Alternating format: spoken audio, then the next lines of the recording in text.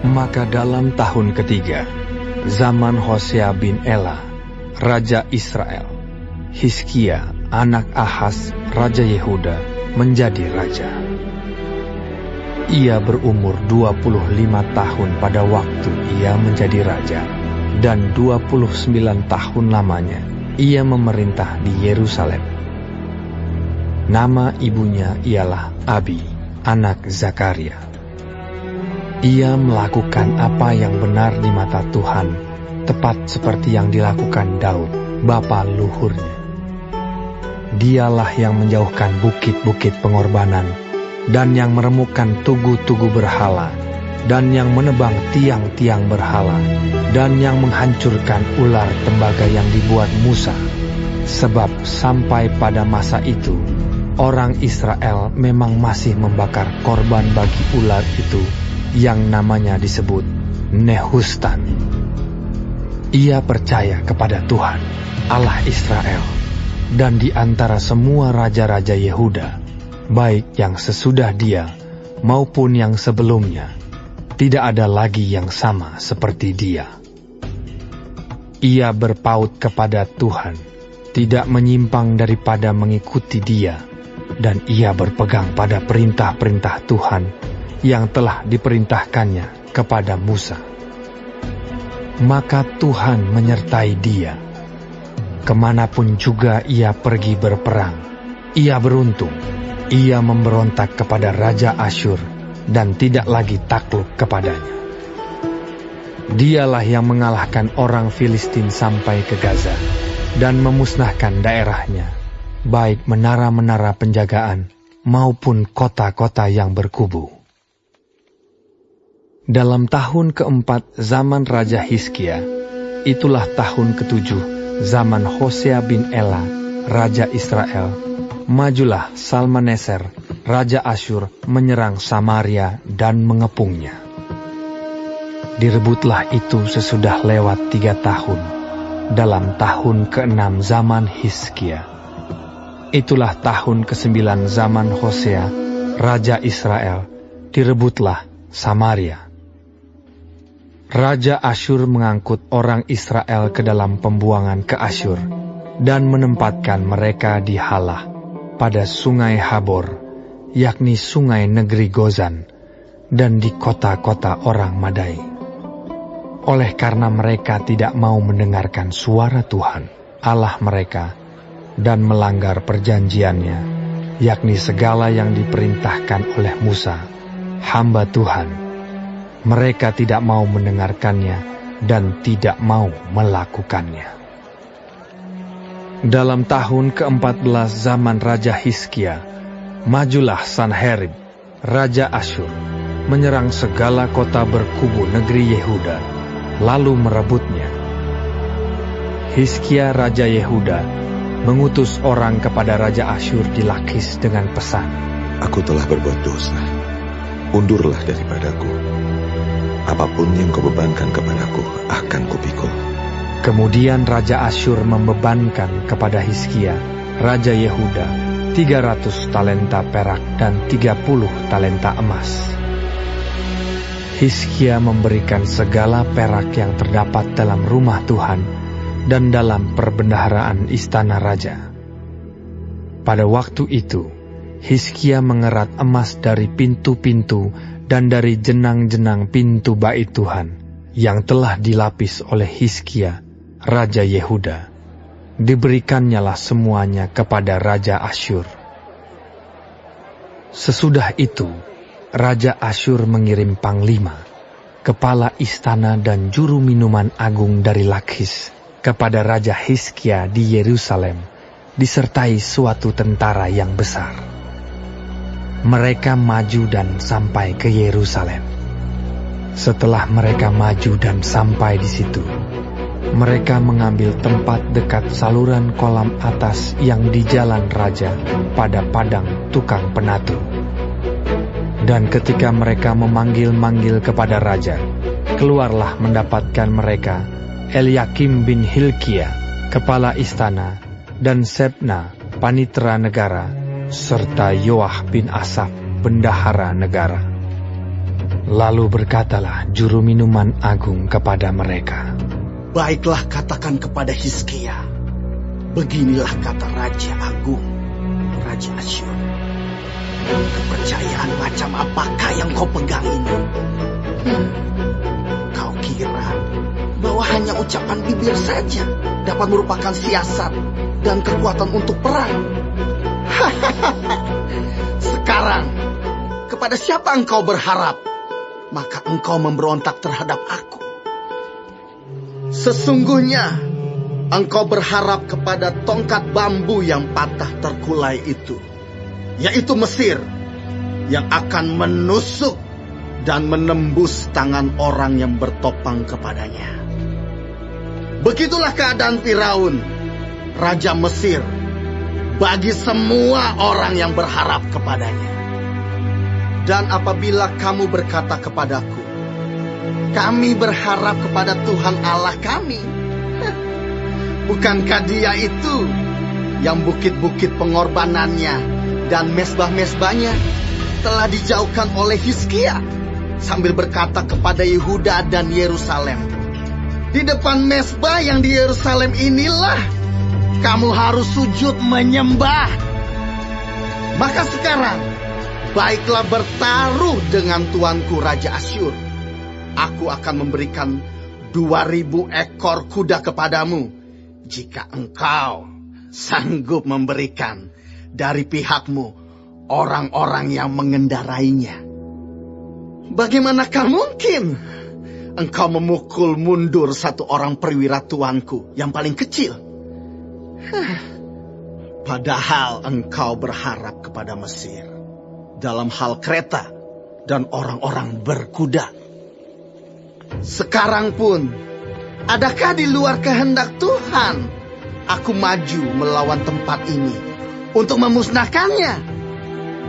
Tuhan telah berfirman kepadaku, majulah menyerang negeri itu dan musnahkanlah itu. Lalu berkatalah Eliakim bin Hilkia, Sebna dan Yoah kepada juru minuman agung, silahkan berbicara dalam bahasa Aram kepada hamba-hambamu ini, sebab kami mengerti. Tetapi janganlah berbicara dengan kami dalam bahasa Yehuda, sambil didengar oleh rakyat yang ada di atas tembok.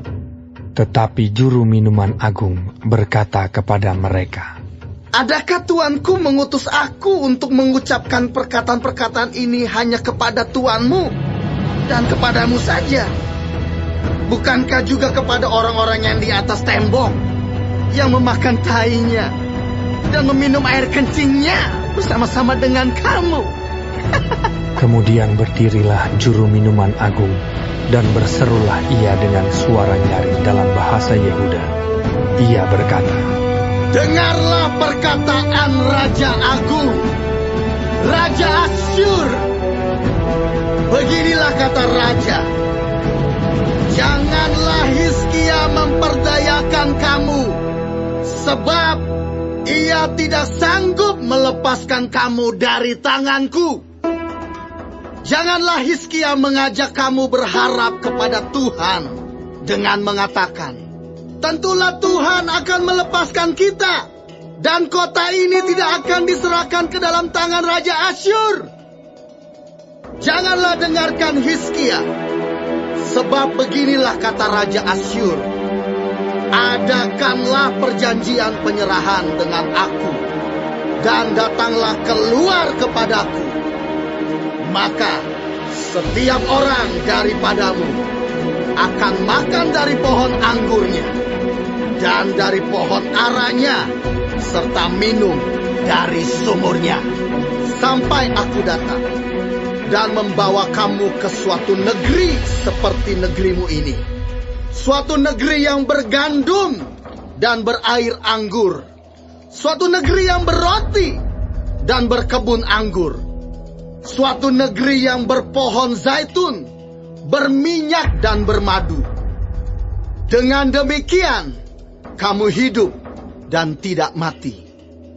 Tetapi janganlah dengarkan Hizkia, sebab ia membujuk kamu dengan mengatakan, Tuhan akan melepaskan kita.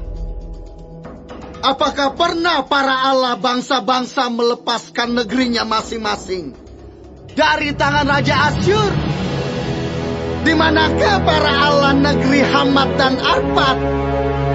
Di manakah para Allah negeri Sefarwaim, Hena, dan Iwa? Apakah mereka telah melepaskan Samaria dari tanganku? Siapakah di antara semua Allah negeri-negeri yang telah melepaskan negeri mereka dari tanganku?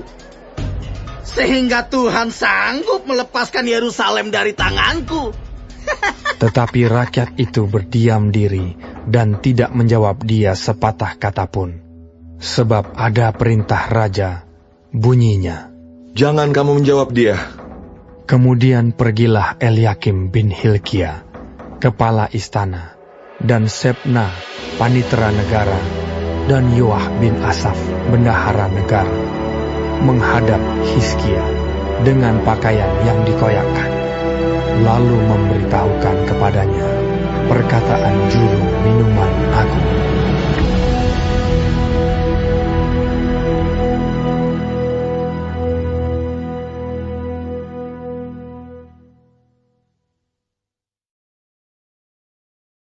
Shalom semua jemaat Tuhan, kembali kita di dalam pendalaman Alkitab Clearsight. Sekarang kita sudah memasuki kitab 2 Raja-Raja 18. Tuhan Yesus memberkati.